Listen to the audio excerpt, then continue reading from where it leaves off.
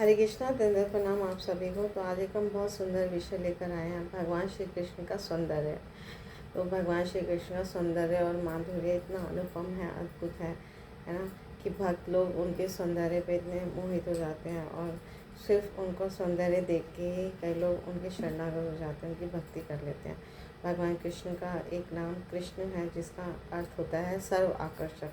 तो पूरे भौतिक और आध्यात्मिक जगत में जो सबसे ज़्यादा आकर्षक है वो भगवान श्री कृष्ण है। इसका अर्थ ही है सर्व आकर्षक। तो इसलिए तीनों लोक में कोई भी ऐसा व्यक्ति नहीं होगा जो भगवान के सुंदर रूप पर आकर्षित ना हो। तो जो आकर्षित नहीं हो तो वो बहुत ही है ना, उसकी उपमा जो शास्त्र में बताई गई है कि वो मूर्ख है, क्योंकि भगवान को सौंदर्य जो है वो अति आकर्षक है, सर्व आकर्षक है।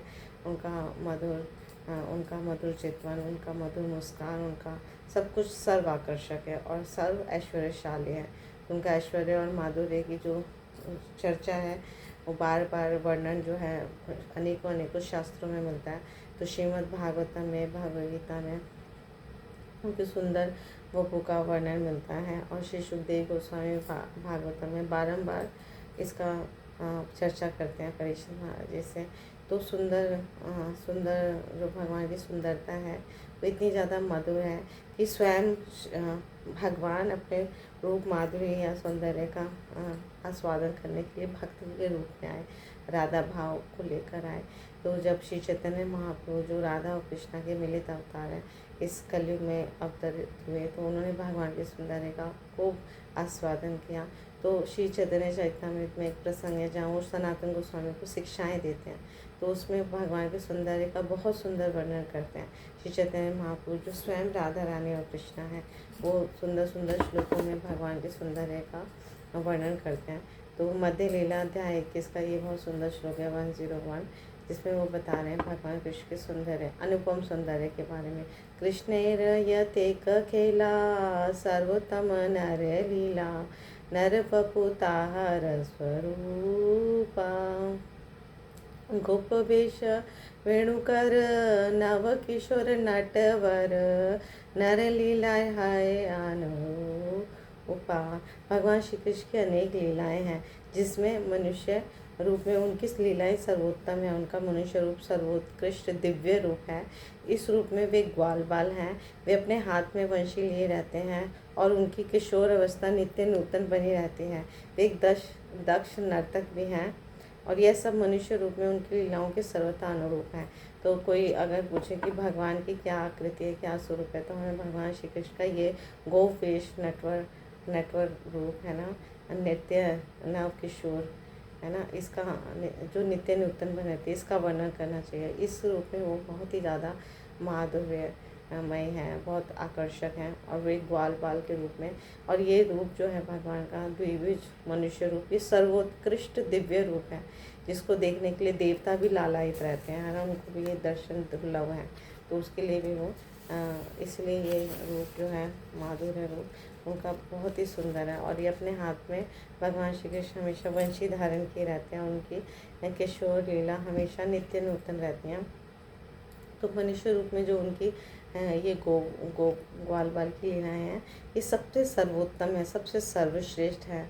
तो इसलिए हमें भगवान की, अगर हम भगवान के पवित्र नाम, रूप, गुण, लीला, धाम, परिकर, पार्षद, इसी के बारे में निरंतर श्रवण करेंगे, अध्ययन करेंगे, कीर्तन करेंगे, स्मरण करेंगे, तो हमारा जीवन धन्य धन्य बन जाएगा। तो इसी के लिए हमें मनुष्य देह मिले है कि हम निरंतर नित्य प्रतिदिन भगवान का स्मरण करें, कीर्तन करें, यशोगान करें, तो हम अपना जीवन का जो परम लक्ष्य है कृष्ण प्रेम, वो प्राप्त करेंगे। हमारे हृदय में, सभी जीवात्माओं के हृदय में जो है कृष्ण प्रेम सुप्त अवस्था में है। तो उसको जागृत करने का एकमात्र जो माध्यम है वो भगवान के इन लीलाओं का, है ना, इन रूप माधुरी लीला का गान करना है, श्रवण करना है। और कैसे करेंगे हम? प्रमाणिक गुरु साधु शास्त्र से, तभी हमें वो समझ आएंगी और हम भगवान का प्रेम प्राप्त कर पाएंगे। तो भगवान श्री कृष्ण एक दक्ष नर्तक भी हैं। इस सुंदर परिवेश में, सुंदर रूप में भगवान सुंदर नृत्य भी करते हैं और ये मनुष्य रूप में उनकी लीलाओं के सर्वथा अनुरूप हैं। तो ये कहते हैं श्री चैतन्य महाप्रभु और एक्सप्लेन करते हैं कि हे प्रिय सनातन, भगवान श्री कृष्ण का मधुर मधुर आकर्षक दिव्य रूप इतना सुंदर है, जरा इसे समझने का प्रयास करो। कृष्ण के सौंदर्य के ज्ञान को एक अंश भी तीनों जगत को प्रेम के समुद्र में डुबो सकता है। वे तीनों जगतों के सारे जीवों को आकर्षित करने वाले हैं। तो भगवान कृष्ण को सर्व आकर्षक, कृष्ण का एक नाम है सर्व आकर्षक। तो तीनों जगत में जितने भी जीव हैं भगवान का माधुर्य का सौंदर्य का एक बूंद एक सबको डुबो सकता है, यानी कि सबको आनंद विभोर कर सकता है। तो भगवान का जो ये दिव्य रूप है वो जगत को उनके अंतरंगा शक्ति द्वारा प्रदर्शित किया जाता है। तो भगवान की जो अंतरंगा शक्तियाँ उनके द्वारा ये भौतिक जगत में है ना प्रदर्शित होता है। तो ये शक्ति शुद्ध सत्व का रूपांतर है, उनके अंतरंगा शक्ति उन्हीं के शुद्ध सत्व का रूपांतर है। और रत्न जैसा ये रूप भक्तों का अत्यंत गुप्त धन है ना। भक्त इसलिए है ना हमेशा भगवान के रूप माधुर्य पे लाए रहते हैं। घंटों घंटों तक भक्त भगवान का अर्च विग्रह का दर्शन करते हैं, अघाते नहीं है, इतना सुंदर है वो रूप। तो ये रूप भगवान श्री कृष्ण की सनातन लीलाओं से प्रकट होता है। तो कृष्ण का अद्भुत जो रूप है, सौंदर्य है, वो इतना महान है कि वह भगवान श्री कृष्ण को भी अपने खुद की संगति का आस्वादन करने के लिए आकृष्ट करता है। भगवान भी अपने रूप से मोहित हो जाते हैं। तो एक बार का कथा है, द्वारका में जब एक मणि स्तंभ में जब वो अपने आप को देख रहे थे ना, जल में भी जब प्रतिबिंब अपना देखते थे, अपना श्रीमुख देखते थे, तो भगवान बहुत मोहित हो जाते थे। और तो तब भगवान को समझ आता था क्यों श्रीमती राधा रानी या गोपियाँ या अन्य लोग भगवान के सौंदर्य पे इतने मोहित रहते हैं। तो भगवान इसका आस्वादन करने के लिए स्वयं कलयुग में चैतन्य महाप्रभु के रूप में आए, है ना। राधा रानी का भाव अंगीकार करके आए कि भगवान का सौंदर्य कैसा है, भगवान के सौंदर्य में क्या आकर्षण है, क्या जादू है, क्या महानता है। तो इसलिए वो भगवान को ही, भगवान का जो रूप सौंदर्य है, रूप माधुर्य है, वो भगवान को भी आकृष्ट करता है। इस तरह भगवान कृष्ण उसका आस्वादन करने के लिए अत्यंत उत्सुक हो जाते हैं। तो भगवान श्री कृष्ण जो है संपूर्ण सौंदर्य, संपूर्ण ज्ञान, संपूर्ण संपत्ति, संपूर्ण बल, संपूर्ण यश और संपूर्ण त्याग, है ना, ये 6 ऐश्वर्य के स्वामी हैं भगवान। इसलिए षड ऐश्वर्यशाली कहा जाता है भगवान को।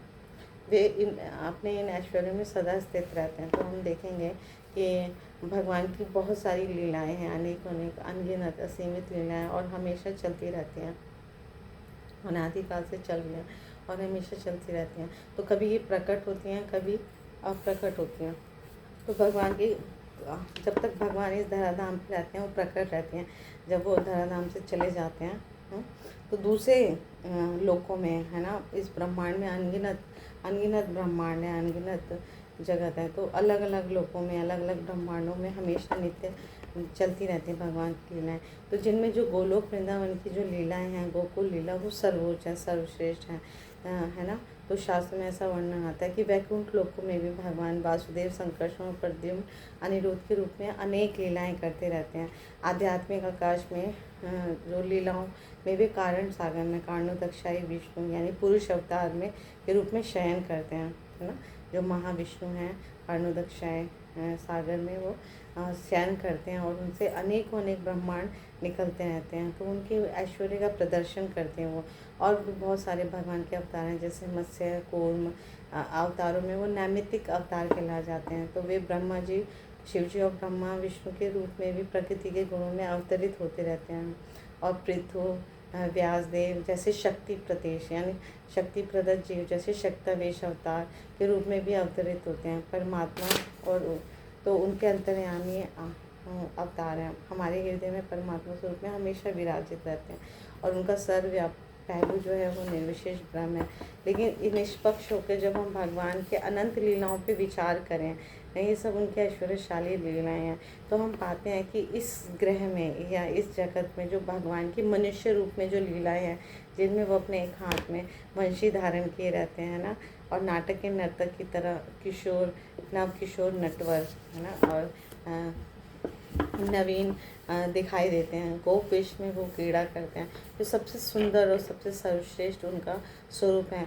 तो उन पर कोई भी भौतिक नियम लागू नहीं होते और वे साथ ही वे लीलाएँ जो हैं भौतिक जगत के उन्माद से परे हैं। तो हम उसको अपने इस भौतिक दृष्टि से या भौतिक बुद्धि से नहीं समझ सकते, इसलिए हमें प्रामाणिक गुरु के माध्यम से उसको श्रवण करके उस पर विचार करना चाहिए, मनन करना चाहिए। तो भगवान श्री कृष्ण का अद्भुत सौंदर्य जो है वो गोलोक वृंदावन नामक सर्वश्रेष्ठ लोक में प्रकट होता है। और आज से 5000 वर्ष पूर्व भगवान ने सुंदर लीलाएं की। तो उन लीलाओं का हम श्रवण करने से भी हमारा पूरा आध्यात्मिक कल्याण हो जाता है। तो भगवान का सौंदर्य जो है वो माधुरी की एक बूंद भी इन तीनों लोकों में, जो गोलोक वृंदावन, हरिधाम या वैकुंठ लोक या दैवी धाम को आप्लावित कर सकती हैं। तो एक बूंद भी अगर हम उनके सौंदर्य का समझें या देखें तो एक बूंद से ही पूरा जगत आप्लावित हो जाएगा। तो भगवान का जो सौंदर्य है, भगवान कृष्ण का सौंदर्य सबको दिव्य आनंद में निमग्न करने वाला है, सबको ही अट्रैक्ट करने वाला, आकर्षित करने वाला है।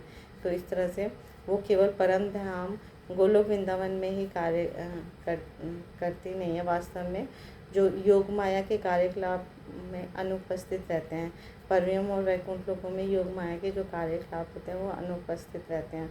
तो हम देखेंगे कि इस गोलोक वृंदावन धाम में या वहाँ की लीलाओं की प्रतिकृति या उसका एक नमूना इस लोक के विशेष भूभाग जैसे भौम वृंदावन में प्रकट होता है। तो जब भगवान इस धराधाम पे प्रकट हुए तो उनकी लीलाएं हम अधिक जब हम श्रवण करते हैं तो हमें समझ आता है कि वो लीलाएं इतनी आकर्षित हैं, उन लीलाओं से हमारा प्रेम जागृत हो जाता है।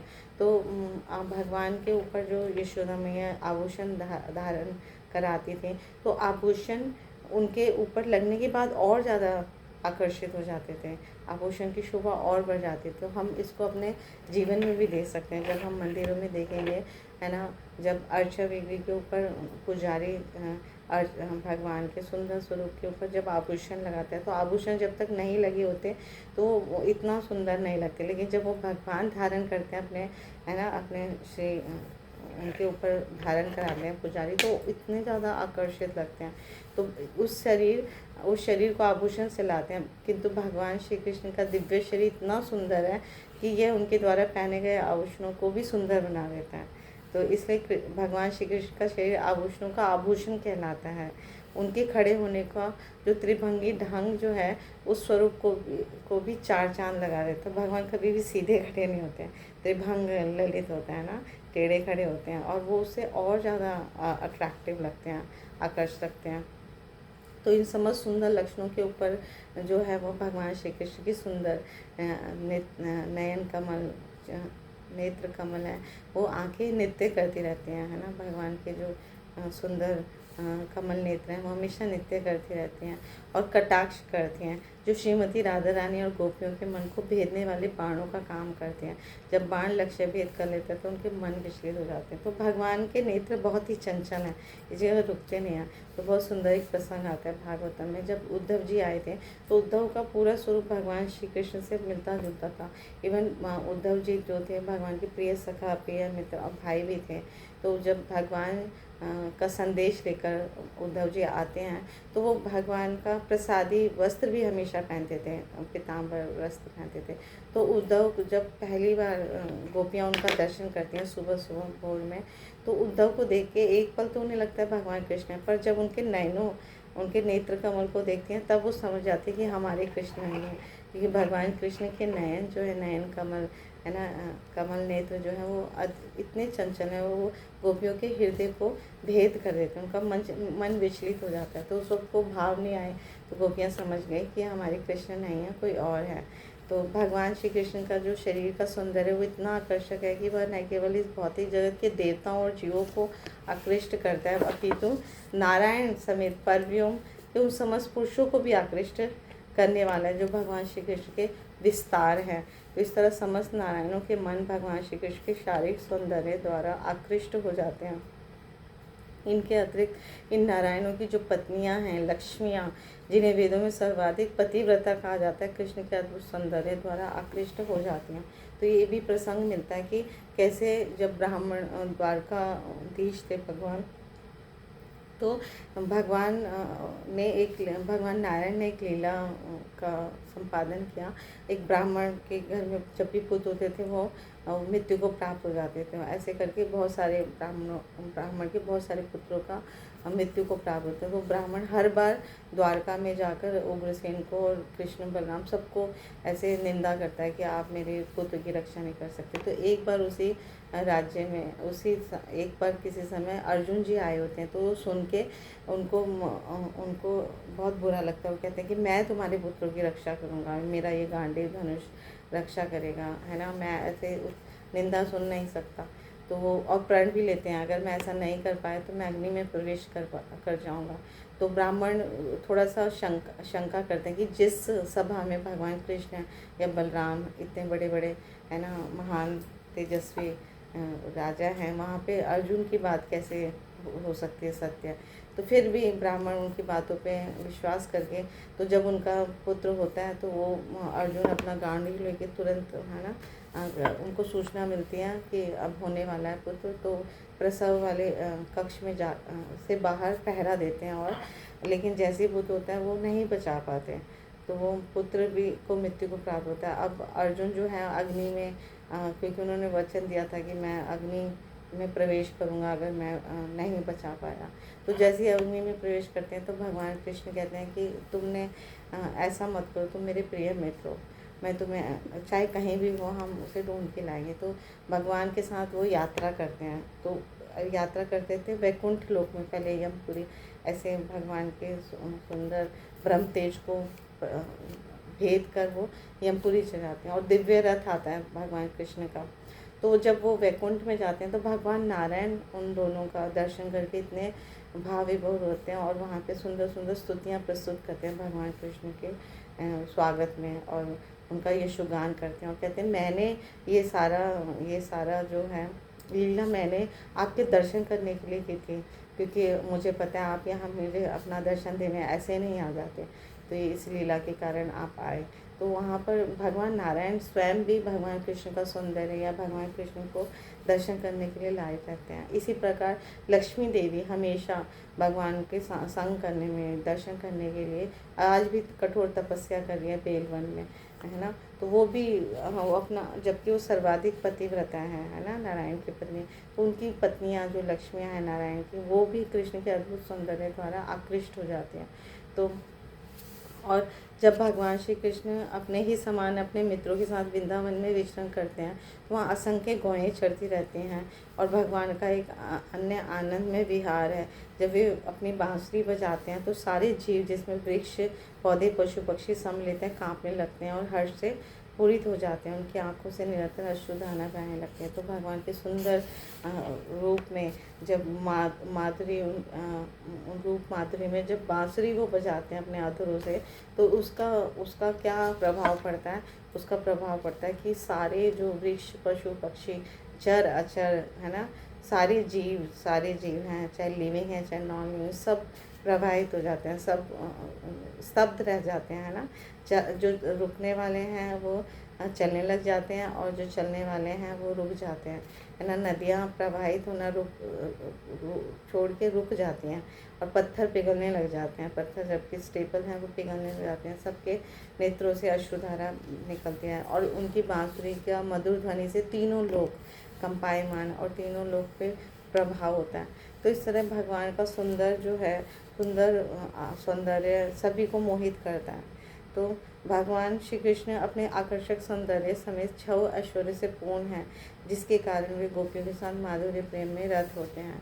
तो इस तरह से भगवान का सुंदर स्वरूप का वर्णन जो है मथुरा में स्त्रियां जो थीं वो भी करती हैं इतना सुंदर वर्णन, और कहते हैं कि जो वृंदावन की गोपियां हैं उनके भाग्य की तो सराहना का वर्णन भी नहीं किया जा सकता, क्योंकि उनका भाग्य भगवान श्री कृष्ण के दिव्य गुणों का भाव में वर्णन ऐसे मिलता है कि वो कहते हैं कि हमेशा भगवान कृष्ण का जो गोप वेश, मधुर सुंदर मुस्कान वाला, स्मित मुस्कान वाला सुंदर रूप का वो दर्शन करती हैं गोपियाँ, तो कितनी सौभाग्यशाली है ना। तो भगवान श्री कृष्ण का जो शरीर का जो सौंदर्य है वो चिर यौवन के सागर की एक तरंग की भांति है ना।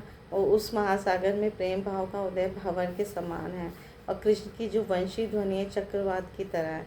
गोपियों के चंचल मन सूखे पत्तों तिनकों की तरह जब वे चक्रवात में गिर जाते हैं तो फिर ऊपर कभी नहीं होते। तो वे भगवान श्री कृष्ण के चिंतन में मनन में हमेशा ही लगी रहती हैं, डूबी रहती हैं। तो वो कहती हैं वहाँ पे मथुरा की देवियाँ स्त्रियाँ कि हे प्रिय सखी, गोपियों ने कौन सी कठिन तपस्या की है कि वे भगवान श्री कृष्ण की दिव्य सुंदरता और माधुर्य को अपनी आँखों से जी भर कर पीती रहती हैं, है ना। तो इस तरह वे अपने जन्म को, शरीर को और मन को सफल बनाते हैं। और हम देखते हैं भागवतम में ऐसा वर्णन आता है कि गोपियाँ ब्रह्मा जी को कोसती हैं कि भगवान का इतना अद्भुत सौंदर्य है और उसके लिए आपने सिर्फ 2 नेत्र दिए हैं हमें, है ना। हमें तो करोड़ों करोड़ों आँखें भी मिले तब भी कम है।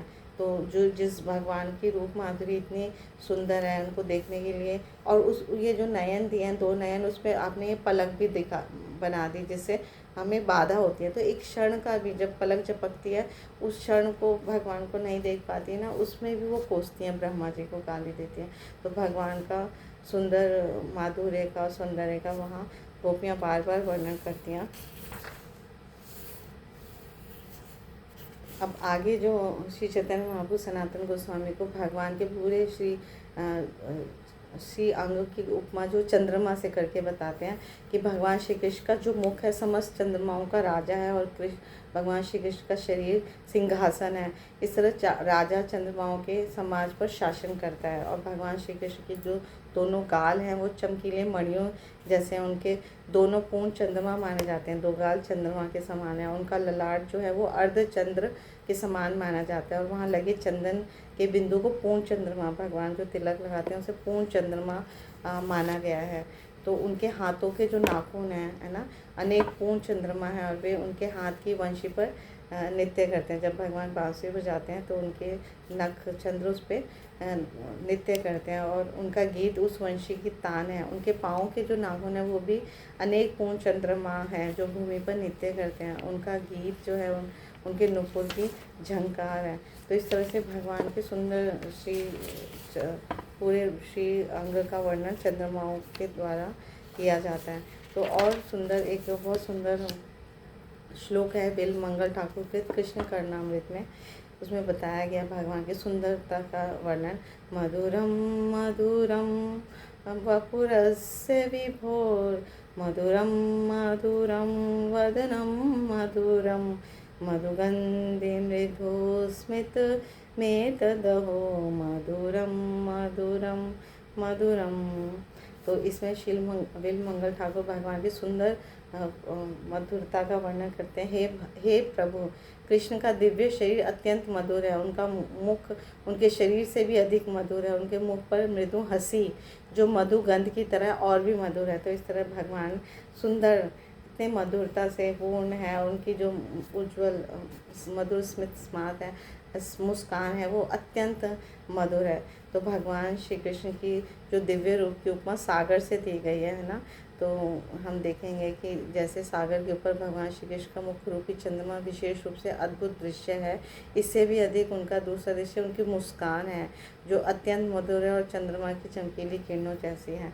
तो इस तरह से चैतन्य महाप्रभु सनातन गोस्वामी को ऐसे सुंदर सुंदर श्लोकों में भगवान के सौंदर्य का अद्भुत वर्णन करते हैं जिससे चैतन्य महाप्रभु स्वयं भाव विभोर हो जाते हैं ये वर्णन करते करते। तो हमें भी भगवान के सुंदर मधुरता का, सुंदर सौंदर्य का चिंतन मनन करके अपना जीवन धन्य धन्य बनाना चाहिए। हमें हमारी जो आँखें हैं इसका सफलता यही है कि जब हम भगवान के सुंदर मधुर स्वरूप का नित्य दर्शन करें और मन से उनका चिंतन करें, तो भगवान के सौंदर्य के प्रति कोई भी अगर आकर्षित होता है तो भक्ति में आगे बढ़ता है, भक्ति में प्रगति करता है और अपने हृदय में जो सुप्त कृष्ण प्रेम है वो जागृत कर सकता है। तो ये कैसे हमें समझ आएगा, कैसे हमें आकर्षित करेगा, जब हम भगवान के पवित्र नाम का निरंतर कीर्तन करेंगे। हरे कृष्णा कृष्णा कृष्णा हरे हरे, हरे राम राम राम हरे हरे। क्योंकि भगवान का रूप और भगवान का नाम दोनों अभिन्नत्वम नाम नामिनो। तो जब भगवान के हम इस पवित्र नाम का निरंतर सतत कीर्तन करेंगे, श्रवण करेंगे, तो उनके अद्भुत सौंदर्य की तरफ हम आकर्षित होंगे और हमें समझ आएगा, हम चिंतन करेंगे, मनन करेंगे और अपना ये मनुष्य जीवन जो है वो सफल बना पाएंगे। Thank you so much. Guru Maharaj की जय, श्री प्रभुपाद की जय, आप सब भक्त की जय।